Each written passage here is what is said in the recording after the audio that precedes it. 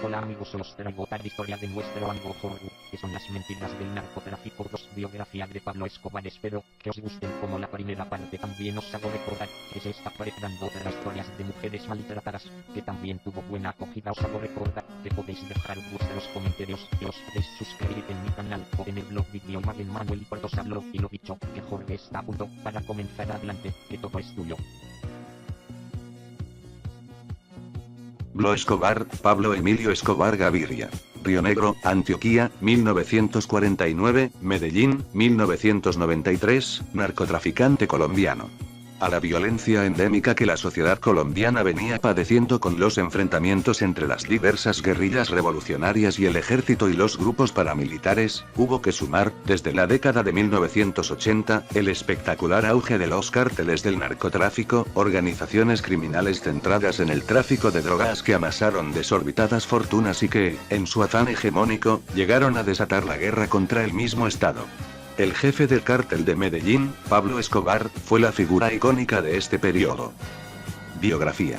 Hijo de un administrador de fincas y de una maestra rural, Pablo Escobar trabajó desde su niñez en diversos oficios, lavando coches o ayudando en los mercados. También fue criador de vacas, para pasar luego a matón a sueldo y ladrón de coches. Su carrera delictiva se inició con la compra de objetos robados y el contrabando a pequeña escala, hasta que se introdujo en el tráfico de marihuana y, finalmente, en el de cocaína. Pablo Escobar. En 1974 emprendió la creación de un negocio de producción y distribución de cocaína que iría creciendo con el tiempo hasta convertirse en una vasta organización delictiva dedicada principalmente al tráfico de drogas. El Cártel de Medellín. Con Pablo Escobar como jefe, el grupo inició sus actividades hacia 1976, año en que Escobar fue detenido con 19 kilos de cocaína, aunque su caso fue sobreseído. La organización prosperó rápidamente y, a principios de los años 80, Pablo Escobar era ya dueño de una considerable fortuna. Contra lo que cabría esperar de un capo dedicado a actividades ilícitas, Escobar rehusó permanecer en el anonimato, y, arrogándose el papel de hombre del pueblo, financió planes de desarrollo para los suburbios de Medellín. Así, levantó un barrio para desheredados llamado Medellín Sin Tugurios o el barrio de Pablo Escobar, un conjunto de 780 viviendas unifamiliares que construyó con destino a la gente necesitada. Ello le permitió obtener los votos que le convirtieron en teniente de alcalde del ayuntamiento de Medellín. El narcotráfico, que en su afán de adquirir poder y capacidad de manipulación había en más de una ocasión aportado dinero para las campañas parlamentarias y presidenciales, intentaba ahora penetrar en el corazón de la sociedad colombiana involucrándose directamente en la política. Pablo Escobar había formado un grupo político llamado Civismo en Marcha, adscrito a la formación Nuevo Liberalismo, y en 1982 logró ser elegido diputado suplente del parlamentario antioqueño Jairo Ortega en el Congreso de la República. No fue el de Escobar un episodio aislado. Otro reconocido narcotraficante, Carlos Leder Rivas, había creado otro movimiento similar al de Escobar, el Movimiento Latino Nacional. Pero la coalición Nuevo Liberalismo estaba liderada por un político honesto, Luis Carlos Galán, quien, al tener noticia de las actividades criminales de Escobar, denunciadas por el rotativo El Espectador, lo expulsó de su movimiento. Ello puso fin a la carrera política de Escobar, aunque todavía promovió una serie de campañas cívicas y obras sociales con ayuda de los sacerdotes Elías Loperas Cárdenas y Hernán Cuartas. En 1983 volvió la clandestinidad, y durante mucho tiempo lograría salir airoso del asedio periódico de las autoridades colombianas y de agencias internacionales como la Interpol y la DEA. Desde ese momento Luis Carlos Galán se convirtió en el gran enemigo de los narcotraficantes, quienes iniciaron una incesante persecución contra él y contra su movimiento, bajo las instrucciones del propio Escobar y de Gonzalo Rodríguez Gáchara. La clase política, que hasta entonces no había puesto reparo al usufructo de los dineros del narcotráfico, se sintió o fingió sentirse ofendida y amenazada ante el auge de Escobar y demás miembros de los cárteles de la droga.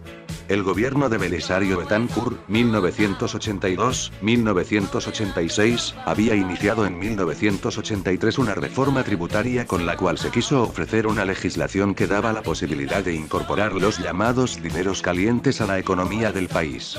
Se había discutido entonces la posibilidad de legalizar la droga y sus principales protagonistas. Todo ello quedó puesto en entredicho. la guerra de los extraditables. Pero quien más protestó ante una eventual incorporación de los narcotraficantes a la vida política del país fue Estados Unidos, principal consumidor de la droga que exportaba Escobar. El gobierno norteamericano comenzó a ejercer fuertes presiones en la política colombiana a través de la DEA, Administración para el Control de Drogas, oficina dependiente del Departamento del Tesoro de los Estados Unidos dedicada a la persecución y control del narcotráfico. El embajador norteamericano en Colombia, Lewis Tan, fue el encargado de rechazar cualquier acercamiento con los narcos y pidió de manera formal su extradición como medida coercitiva, vinculando ya entonces al narcotráfico con la guerrilla. Se dio un gran debate a favor y en contra de la extradición. Los narcos, en cabeza de Pablo Escobar, acuñaron una frase famosa: "Preferimos una tumba en Colombia a una celda en Estados Unidos". Pablo Escobar con su esposa, Victoria Henao, y su hijo Juan Pablo. El presidente Betancur y el procurador Carlos Jiménez Gómez se manifestaron en contra de la extradición de nacionales a Estados Unidos, pero un hecho vino a cambiar la situación. El 30 de abril de 1984 el ministro de Justicia, Rodrigo Lara Bonilla, partidario de la extradición y miembro del nuevo liberalismo, fue asesinado por la mafia. El gobierno Betancur declaró la guerra al narcotráfico, y muy especialmente al cártel de Medellín, que desencadenó como respuesta una ola de asesinatos en la que caerían líderes populares y agrarios, diputados y senadores, periodistas y jueces, candidatos a la presidencia y muchos otros personajes de la vida nacional. Entretanto, al frente del cártel de Medellín, Pablo Escobar había llegado prácticamente a monopolizar el tráfico de droga colombiano, controlando buena parte de las rutas marítimas que unen el país sudamericano con Estados Unidos. Su auténtico imperio empresarial basado en la cocaína lo había convertido en uno de los hombres más ricos del mundo. La situación no mejoró bajo la presidencia de Virgilio Barco, 1986-1990. Seguía pesando la amenaza de extradición sobre Pablo Escobar y otros jefes mafiosos, que empezaron a ser llamados los extraditables y siguieron llenando de cadáveres el país, convirtiendo la acción criminal en un mecanismo de extorsión y presión contra el Estado. El cártel de Medellín sembró el pánico colocando coches bomba en las principales ciudades para obligar al gobierno a abolir la extradición de colombianos a Estados Unidos. Sus sicarios protagonizaron multitud de atentados y asesinatos, algunos de ellos masivos, que conmovieron a la opinión pública mundial. En 1989, en un atentado contra la sede del Departamento Administrativo de Seguridad, DAS, perdieron la vida alrededor de 70 personas. El director del incorruptible diario El Espectador, Guillermo Cano, fue asesinado en 1986. La misma suerte corrieron 3 de los candidatos a los comicios presidenciales de 1990, el citado Luis Carlos Galán en 1989, y, un año después, Carlos Pizarro León Gómez, líder del M-19, y Bernardo Jaramillo Osa, líder de la Unión Patriótica. La Catedral. Finalmente, durante la presidencia de César Gaviria, 1990-1994, se aprobó la Constitución de 1991, en la que quedaba prohibida la extradición de ciudadanos colombianos. La inclusión de esta norma, que molestó a los Estados Unidos, suponía una garantía de máximo nivel jurídico, y dio pie para que Pablo Escobar y otros miembros del cártel de Medellín, como los hermanos Ochoa, decidieran entregarse a la justicia colombiana. En unas negociaciones previas, sin embargo, se habían acordado condiciones bastante favorables para Escobar. No ingresaría en una cárcel corriente junto a otros delincuentes, sino en una nueva que el propio Escobar construyó con su dinero en unos terrenos de su propiedad cerca de la ciudad de Envigado. Bautizada como la Catedral, esta cárcel dotada de todos los lujos imaginables no albergaba más reos que el propio Escobar y sus lugartenientes y colaboradores. Desde allí siguió manejando su lucrativa organización, bajo la protección de sus guardaespaldas en el interior y de los cuerpos de seguridad colombianos en el exterior.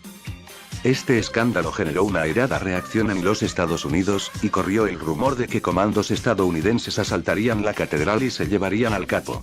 Aduciendo que la falta de seguridad y el influjo de los intereses norteamericanos ponía en peligro su vida, y que las garantías que le había ofrecido el gobierno eran insuficientes, Pablo Escobar decidió, después de 13 meses de reclusión, abandonar la prisión, cosa que hizo sin demasiadas dificultades el 22 de julio de 1992. Volvió a la clandestinidad y la ola de secuestros, terrorismo y acciones extremistas se agudizó. Pero esta nueva etapa también afectó a la familia del jefe del narcotráfico, ya que fue objeto de las acciones violentas del autodenominado Grupo de los Pepes, perseguidos por Pablo Escobar, que iniciaron una campaña de ataques contra las propiedades, familiares, abogados y asociados del delincuente. En esta oleada de atentados cayeron varios de sus hombres de confianza y la familia Escobar inició una diáspora en la que se intentó encontrar una nación que quisiera recibirles como refugiados políticos. El gobierno de César Gaviria, mientras tanto, ofrecía jugosas recompensas por cualquier dato acerca de su paradero. Durante más de un año logró eludir su captura, hasta que finalmente el 2 de diciembre de 1993, cuando acababa de cumplir 44 años, fue abatido a tiros por 15 policías del bloque de búsqueda, grupo especialmente constituido para su captura, en el tejado de su casa del barrio de América, en Medellín, tras ser localizado al hacer unas llamadas a su familia. Estaba casado con María Victoria Henao, que le había dado 2 hijos, Juan Pablo y Manuela. Se cerraba así uno de los episodios más significativos de la historia colombiana de la segunda mitad del siglo XX. La caída de Pablo Escobar conllevó el desmantelamiento de toda su organización, pero fue aprovechada por el Cártel de Cali, más moderno, discreto e influyente en círculos políticos y financieros del país, para hacerse con el control del narcotráfico en Colombia. La infiltración en la política continuó. En los comicios presidenciales de junio de 1994, los 2 candidatos, Ernesto Samper y Andrés Pastrana, fueron acusados de haber recibido financiación del Cártel de Cali. Resultó elegido Ernesto Samper, 1994-1998, quien, con ayuda estadounidense, dio un golpe definitivo al Cártel de Cali al lograr detener en 1995 a su máximo dirigente, Gilberto Rodríguez Orejuela. Tal golpe no supuso, por supuesto, el fin del narcotráfico en Colombia, pero sí el de la época de los grandes cárteles. A partir de entonces, ninguna gran organización llegó a copar la mayor parte del mercado ni a desafiar abiertamente a las autoridades hasta el punto de desestabilizar el país. El negocio, según los expertos, se atomizó y especializó, y sus líderes de más peso, cuando los hubo, fueron menos poderosos y permanecieron en un discreto segundo plano. Este cambio contribuyó a convertir a Pablo Escobar en el singular emblema de un momento histórico único, y, junto a la natural fascinación humana por la libérrima épica del mal, explica la atracción que sigue despertando su figura, que ha sido desde entonces objeto de libros, documentales, películas y series de televisión. Si os ha gustado esto, os podéis suscribir a el canal de mi amigo Manuel Tortosa.